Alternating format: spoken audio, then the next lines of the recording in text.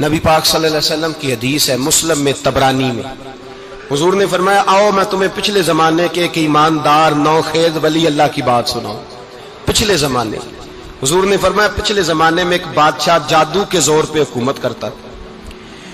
جب وہ ایک جادوگر اس نے رکھا ہوا تھا تو جادوگر اس کو جادو بتاتا، وہ جادو کے زور پر حکومت کرتا۔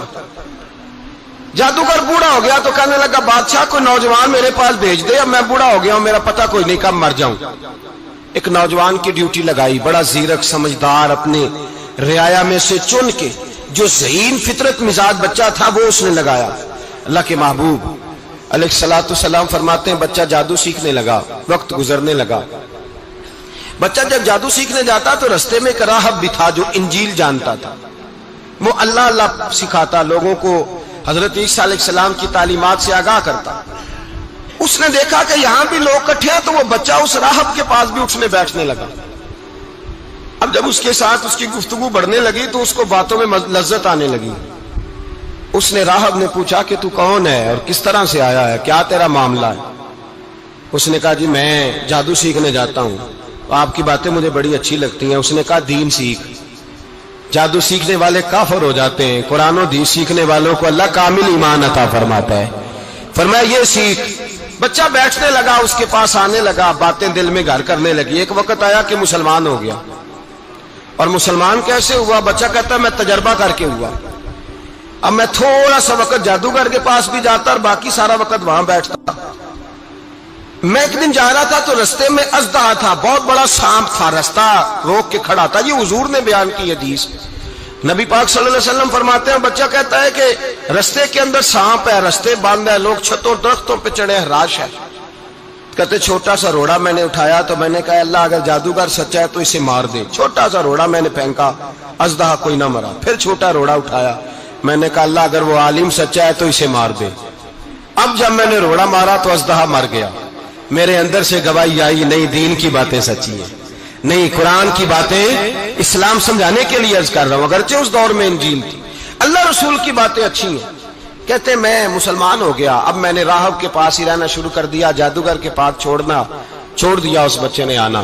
بادشاہ پوچھتا کہاں زیادہ وقت گزارتے ہو تو وہ بات گول کر دیتا، وقت تیزی سے بڑھنے لگا۔ اللہ نے اس نوجوان میں طاقت پیدا کر دی، اب وہ اس کے اندر نا اللہ نے توانائی روحانیت پیدا کر دی، ابھی جوان ہے، 14-15 سال عمر ہے۔ اللہ نے اب جو بیمار بھی آتا وہ دعا کرتا تو اللہ صحت عطا کر دیتا، جو بھی آتا۔ بادشاہ کا ایک درباری تھا، بادشاہ کو پنکھا جلتا تھا، وہ اندھا ہو گیا، کوئی ایسی تکلیف آئی کہ نابینا ہو گیا، بڑے علاج کرائے شفا نہیں ہوئی۔ کسی نے اس بچے کا پتہ بتایا کانوں میں، اس کے پاس گیا تو بچہ کہنے لگا شفا تو ہو جائے گی پر کلمہ پڑھنا پڑے گا، مسلمان ہونا پڑے گا، جس پیغمبر کا میں غلام ہوں تجھے بھی بننا پڑے گا، دین پہ عمل کرنا پڑے گا، اللہ شفا دیتا ہے۔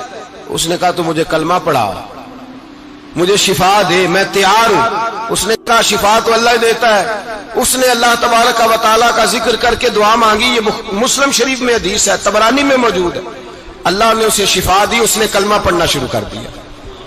یہاں ایک نقطہ لکھا ہے ہمارے علماء نے، کہتے ہیں جب اللہ ولایت عطا کرتا ہے نا تو یہ سفید بالوں والے کا حصہ نہیں ہوتی۔ اگر جوانی میں کوئی آدمی توبہ کر کے تصوف کے راستے پہ چلتا ہے تو سب سے زیادہ ولایت اللہ اسے عطا فرماتا ہے، سب سے زیادہ ولایت اس کے پاس ہوتی ہے۔ ابھی اس کے بال کالے ہیں، چڑھتی جوانی ہے، دعا کی تو اللہ نے، اور حدیث پاک میں موجود ہے کوڑے آتے تو شفا یاب ہو جاتے، اندھے آتے تو شفا یاب، برس والے آتے تو اللہ سے دے، جوان ہے۔ بادشاہ کے پاس وہ واپس گیا، وہ جو آدمی جس کی آنکھیں ٹھیک ہوئی تھی۔ بادشاہ نے پوچھا کہ کیسے شفا ملی؟ تو کہنے لگا میرے رب نے شفا دی ہے۔ بادشاہ سجدے کراتا تھا، اپنے آپ کو منواتا تھا معاذ اللہ، کہنے لگا میرے علاوہ کون رب ہے؟ اس نے کہا وہی رب ہے جس نے تجھے پیدا کیا ہے، اور وہی رب ہے جس نے مجھے اندھے کو آنکھیں دی ہیں، وہی ہے میرا مالک۔ کہا اچھا تو مجھے نہیں مانتا؟ کہا نہیں میں اپنے رب کو مانتا ہوں۔ بادشاہ نے اسے سزا دی، ستایا، اس نے بچے کا پتہ بتایا، پھر بچے کو بلا کے ستایا تو اس راہب کا پتہ بتایا، راہب بھی قتل ہو گیا، نابینا بھی قتل ہو گیا۔ بادشاہ نے کہا سپاہیوں سے اس بچے کو لے جاؤ اور پہاڑ کی چوٹی پہ جا کے نیچے پھینکو تاکہ مر جائے. بچہ پہاڑ کی چوٹی پہ گیا تو ہاتھ اٹھا کے کہنے لگا یا اللہ میرے لیے نہیں اپنے لیے، میرے لیے نہیں اپنے لیے انہیں اپنی قدرت کے جلوے دکھا. میرے لیے نہیں، اللہ کے بندے اپنی جان بچانے کی دعائیں نہیں مانگتے، اپنے لیے انہیں اپنی قدرت کے جلوے دکھا. یہ دعا مانگی، جتنے لوگ ساتھ آئے تھے وہ سارے زمین پہ گرے اور سب مر گئے، پہاڑ سے گر کے مر گئے. بچہ واپس سیدھا بادشاہ کے پاس کہنے لگا لو بھائی میرے رب نے مجھے بچا لیا ہے. جوان کا ایمان دیکھو، میرے رب نے مجھے، بولو میرے اللہ نے مجھے ایمان کی گواہی دے رہا ہے، میں بچ گیا ہوں، تو جھوٹا ہے، میرا رب سچا ہے. اس نے کہا لے جاؤ اس کو دریا میں، کشتی میں بٹھاؤ، بیچ دریا کے جا کے دھکا دے دو. بیٹھے کشتی میں، دریا کے بیچ گئے، اور جب جا کے وہاں اس کو دھکا دینے لگے تو اس نے کہا اللہ میرے لیے نہیں اپنے لیے انہیں اپنی قدرت کے جلوے دکھا. بس ایک طوفان سا آیا، جتنے سپاہی ساتھ آئے تھے ڈوب کے مر گئے. وہ بچہ اٹھا اور سیدھا پھر بادشاہ کے پاس، اسی کے پاس کہنے لگا لو بھائی میرے رب نے مجھے بچا لیا ہے، تیرے پاس آیا ہوں. وہ کہنے لگا تو کیا مصیبت میرے گلے پڑ گئی ہے، کیسے جان چھوٹے گی؟ تو بچہ کہنے لگا اگر تو مجھے باندھے درخت کے ساتھ اور سارے ملک کو بلائے، لوگوں کو اکٹھا کرے، پھر تو مجھے تیر مارنا، میں تجھے بتاؤں گا کیسے مارنا ہے، میں مر جاؤں گا. اللہ کا بندہ نوجوان ایمان دیکھو، مرنے کے طریقے بتا رہا ہے، میں تجھے بتاؤں گا میں کیسے مروں گا. یہ بات کہی، بادشاہ نے سارا مجمع جمع کیا، ملک سارا باہر آ گیا، درخت کے ساتھ باندھ دیا. کہنے لگا بھائی لوگوں یہ مجھے مارنا چاہتا تھا، مار نہیں سکا، اب میں اسے بتانے لگا ہوں کہ میں کیسے مروں گا. اسے کہو جب تیر مارے تو ساتھ میرے رب کا نام بھی لے، میں اپنے رب کے نام پہ جان دوں گا، ایمان کی پختگی میں اللہ کے نام پر جان دوں گا. اسے کہو رب کے نام پہ مارے، مر جاؤں گا. بادشاہ نے اللہ کہہ کے تیر مارا، پیشانی میں لگا، بچے کی روح پرواز کر گئی. جتنا مجمع کھڑا تھا سارا کلمہ پڑھ کے مسلمان ہو گئے، سارے مسلمان ہو گئے سارے.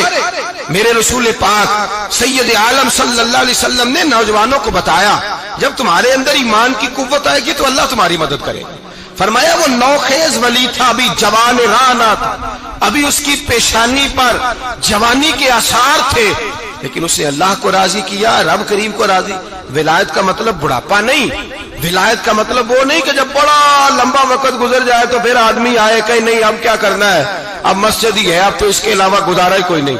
تو اس وقت کا آنا اللہ کی بارگاہ میں قبول تو ہے، لیکن شاباشی اسی کو ملتی ہے جو جوانی کا وقت آئے، جو عین اس وقت آئے جو وقت میرے رسول پاک علیہ السلام کے غلام عبداللہ ابن عمر، حضرت عبداللہ ابن عمر رضی اللہ تعالیٰ عنہ فرماتے ہیں کہ میں نکلا، مجھے سفر کے لیے جانا تھا، تو تھوڑی سی کھجوریں، تھوڑا سا سرکہ، ایک شہد کی بوتل، چیزیں میں نے سفر کے لیے ساتھ رکھ لی.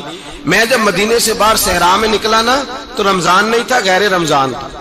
میں نے ایک نوجوان کو دیکھا بکریاں چرا رہا ہے، بکریاں چرا رہا ہے. اے جوان، آپ فرماتے ہیں اس کا چہرہ بڑا نورانیت والا، گرد پڑی ہوئی پر بڑا حسین. فرماتے ہیں میں نے اس کو کہا کہ آ جاؤ کھانا کھا لو، روزے بھی نہیں تھے. کہنے لگا نہیں میں نے روزہ رکھا ہوا ہے. فرماتے ہیں میں نے کہا پتہ کروں کہ نیرا نیک ہی ہے کہ پرہیزگار بھی ہے.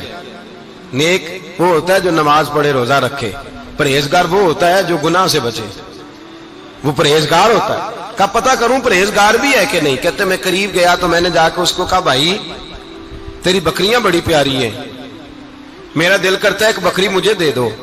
کہتے وہ جوان، غربت بھی، پریشانی بھی، پر دامان توکل کی یہ خوبی ہے کہ اس پر پیبند لگے ہوتے ہیں، دھبے نہیں ہوتے. غربت ہے. کہا جناب ایک بکری دے دو. آنے لگا جناب بکریاں میری نہیں، بکریوں کا مالک کوئی اور ہے. کہتے میں نے آزمانے کے لیے کہا کہ بکریوں کے مالک کو کہنا ایک بکری بھیڑیا لے گیا ہے، کہہ دینا بھیڑیا لے گیا ہے. تو کہتے اس نے میری طرف دیکھا، گرد سے اس کے بال اٹے ہوئے، آنکھوں میں روشنی، چہرے پہ اطمینان، لب و لہجے میں ایمان کی طاقت. نوجوان کہنے لگا حضور بکریوں کے مالک کو تو کہہ دوں گا بھیڑیا لے گیا ہے، جب عرش کا مالک پوچھے گا تو کیا جواب دوں گا، اللہ کو کیا جواب دوں گا. کہتے ہیں میں کانپنے لگا اس کی بات سن کے، واپس آیا، جو کام نکلا تھا وہ چھوڑا، واپس لوٹ آیا. میں نے پتا کیا کس کا غلام ہے، پتا چلا فلاں آدمی کا ہے. کہتے میں نے پہلے غلام خریدا، پھر پتا کیا تیرے پاس بکریاں کتنی ہیں، اس نے کہا 400. کہتے میں نے مالک سے ساری بکریاں خریدی، پھر غلام کو بلایا، پھر وہ بکریاں تحفے میں دی، تحفے میں۔ کہنے لگا حضور یہ سارا کچھ مجھے کیسے ملا؟ میں نے کہا تیرا ایمان بڑا پختہ تھا تو میرے رب نے تجھے انعام عطا فرمایا ہے۔